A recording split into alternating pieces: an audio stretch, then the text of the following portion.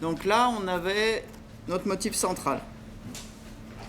On a dit qu'on voulait rajouter un filet et une frise de fil. On est sur quelle forme géométrique? Carré. Donc on va avoir 4 côtés identiques. Ça va être plus facile. Donc on va avoir 4 feuilles de plaquage identiques et qui se suivent. Quand vous prendrez dans le paquet, il faut bien que vos 4 feuilles soient les unes à la suite des autres. En fait, on imagine une planche ou un tronc d'arbre et on coupe en tranches et on suit.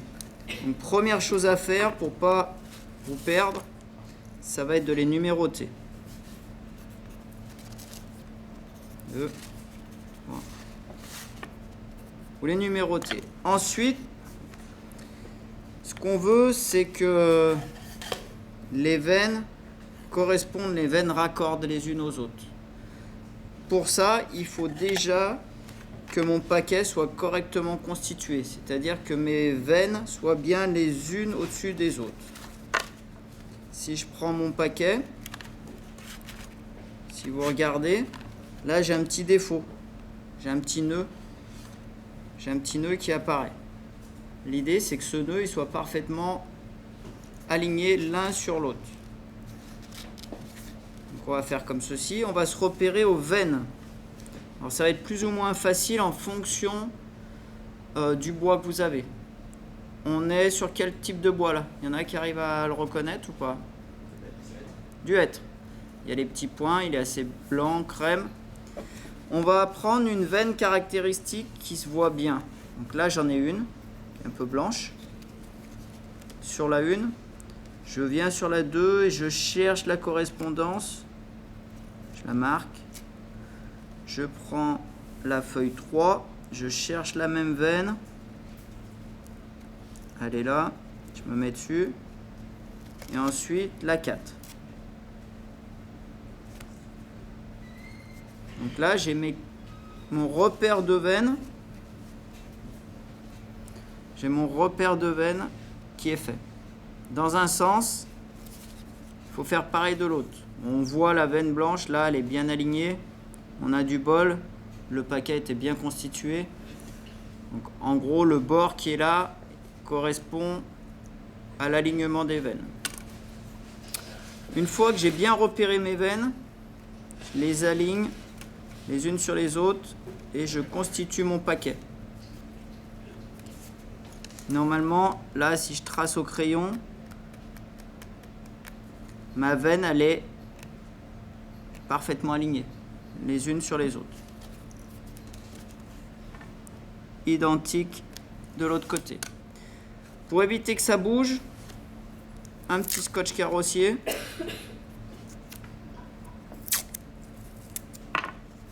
Je garde, je le mets en bout. Donc là, j'ai constitué mon paquet de 4 feuilles avec les veines parfaitement les unes au-dessus des autres. Où ça va se compliquer, c'est qu'il va falloir dresser un bord. Parce que mon bord, là, il n'est pas nickel.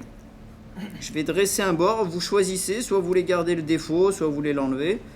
Moi, je vais partir sur ce côté-là, je le repère. Je dresse un bord en suivant une veine. Mes bandes, ma frise de fil, elle doit faire quelle largeur au final?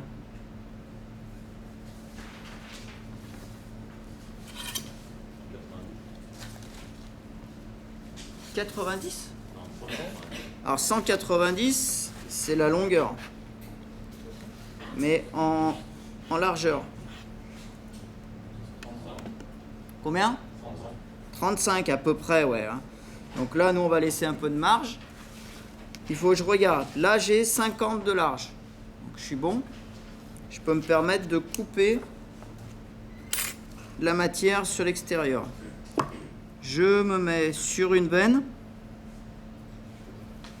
Et là, ça se complique un petit peu parce que jusqu'à maintenant, vous coupiez une feuille à la fois. Là, on va en couper 4 à la fois. La partie que je garde sous ma règle, bien alignée, là, je suis dans le sens du fil. Donc, ça devrait pas trop mal se passer. Je commence bien à l'extérieur. et je tire.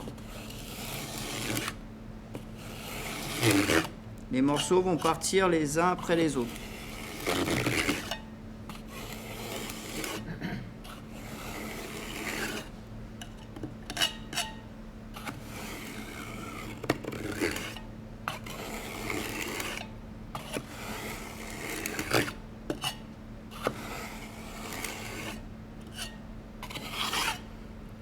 Donc là, j'ai vraiment intérêt à regarder avant de lâcher, qu'il n'y ait pas de bosse, qu'il n'y ait rien. Si j'ai une bosse, ça sera sur les 4 feuilles, donc il faudra recommencer. J'ai dressé mon bord, je peux vérifier aussi si je suis bien droit. On a dit qu'en longueur, il nous fallait 190. Normalement, il y a beaucoup de rab. Voilà, j'ai 132. 320. 320 pour 190. Donc j'ai beaucoup de rab. Ça veut dire que ça va dépasser dans les angles. C'est pas grave, on va couper après.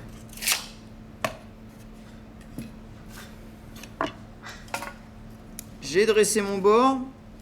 Pour pas me tromper, je marque le côté qui a été coupé pour pas inverser. Je peux enlever mon scotch, j'en ai plus besoin.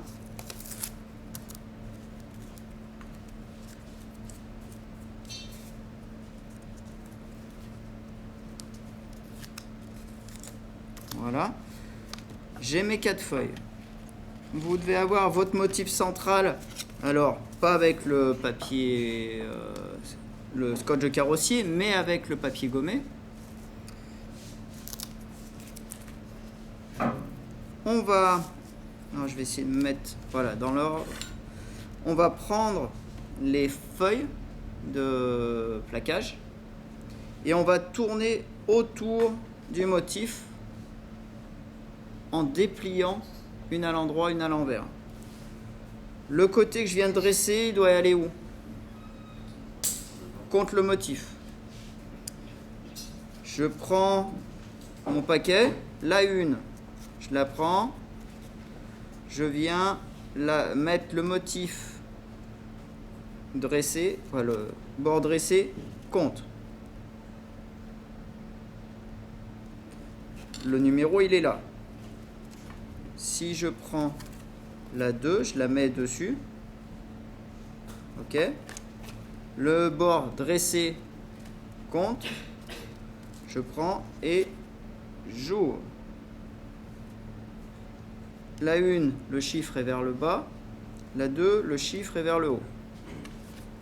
Je prends la 4, la 3. La 3.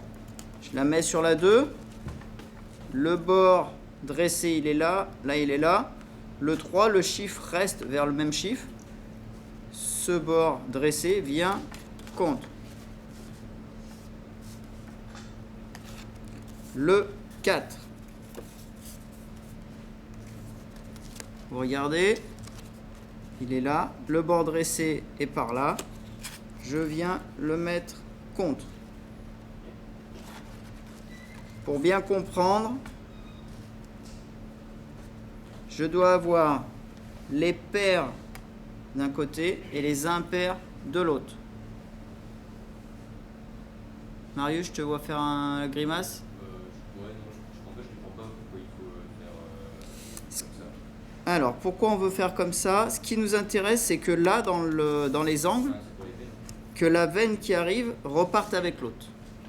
Donc, si je prends cet angle-là, par exemple, on a bien notre défaut, le défaut. Si je veux une symétrie, il faut que ce défaut il vienne de l'autre côté. Donc je suis obligé de le mettre par là. Et là, on a bien la symétrie. Le défaut est là, le défaut est là. C'est-à-dire que la veine qui arrive, elle va repartir là. Moi, je vais faire une coupe à 45 degrés dans l'angle. Ok ? Pour ça, par contre, aussi, il va falloir bien positionner mes bandes. D'où l'intérêt de prendre l'axe du milieu pour pas que j'ai une bande qui dépasse plus que l'autre. Sinon, ça ne raccorderait pas là. Vous voyez, là, ça dépasse pas beaucoup et là, ça dépasse beaucoup. faut que ça dépasse autant d'un côté que de l'autre. Pour ça, chose simple, je mesure, on a dit 320, la moitié 160, hop, je fais un petit trait à 160, petit trait à 160, ce trait, je vais le mettre où? Regardez bien, hein, Quentin, Marius, regardez ce qui se passe, après je vous laisse faire. Alban? Au niveau du joint. Je vais venir faire correspondre pile au niveau du joint. Ça, j'ai la même répartition d'un côté et de l'autre. Je fais ça sur tous. 160. Là, on n'est pas au millimètre près. Hein. Par contre, il faudra bien se mettre à l'axe. Il n'y a pas d'importance de savoir lequel chevauche par-dessus ou dessous. Okay, ça peut être comme ça ou comme ceci, on s'en fiche. Puisqu'on va couper à 45 degrés, il va rester que les deux. Qu'est-ce qu'il nous reste à mettre là sur notre motif? Là, alors là c'est rouge, mais nous, moi je vous en ai sorti un autre. Il est où? Il est là.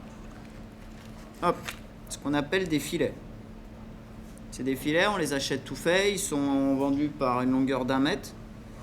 Et c'est un plaquage qui est légèrement plus épais que ce que vous avez. C'est à peu près du 9 dixième, alors que vous c'est du 6 dixième. Ne pas gaspiller. Selon les filets, on est à plus d'1 euro pièce, donc on va essayer de ne pas gaspiller. Vous prenez la longueur que vous avez besoin en rajoutant allez, 1 cm de chaque côté. Vous prenez la longueur, vous embêtez pas, vous cassez. Il vous en faut combien? 4.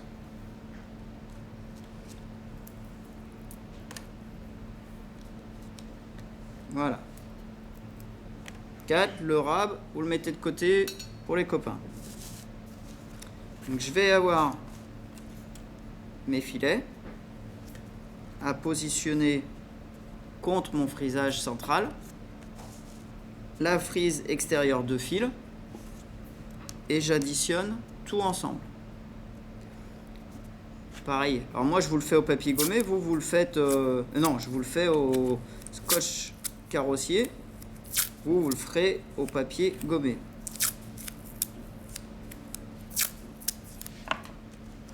On laisse répartir de chaque côté. On se met à l'axe.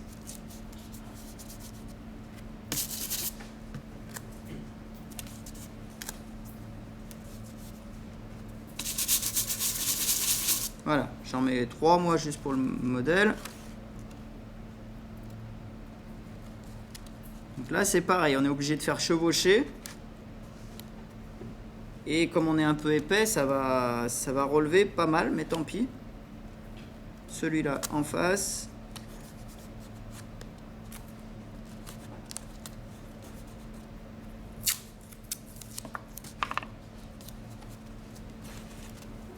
Voilà. Donc on voit, j'ai la même répartition en haut et sur le côté. Le filet il dépasse bien, je vérifie que j'en ai assez de l'autre côté. Le filet, plusieurs techniques pour le couper. Une assez simple, c'est le ciseau à bois. Ciseau à bois qui coupe bien. Vous allez bien vous mettre, j'espère que vous allez voir, vous allez bien vous mettre de l'angle du frisage à l'angle qui correspond au croisement des deux filets. Ça va vous donner la diagonale, ça correspond à 45 degrés. Alors ça, il faut éviter la scie qui tombe parce qu'elle n'aime pas.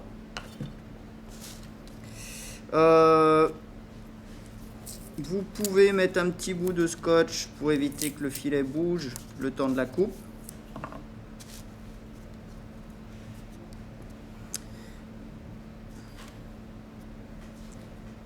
Hop. Alors, une chute de plaquage.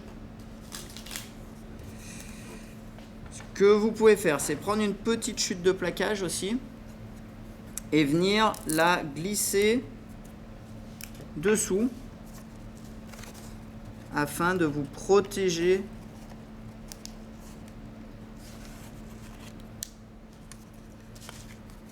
Prenez une petite chute de plaquage et pour protéger le morceau qui va être coupé.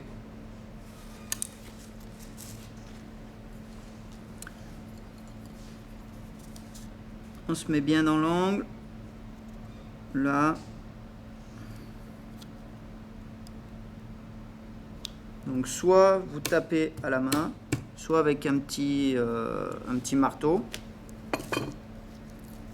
Vous enlevez les chutes. Vérifiez que l'autre soit coupé, voilà.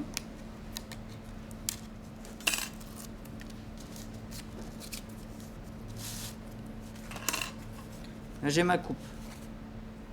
J'ai ma coupe à 45. Ensuite, il faut que je fasse la même chose sur la frise de fil. Ça se complique un petit peu. On va partir de cet angle-là. En théorie, on devrait arriver dans l'angle extérieur. Ça, c'est si la bande de plaquage est parfaitement parallèle, ce qui n'est pas sûr. Donc, vous allez mesurer le plus loin possible. Par exemple, là, moi, je vais mettre 40.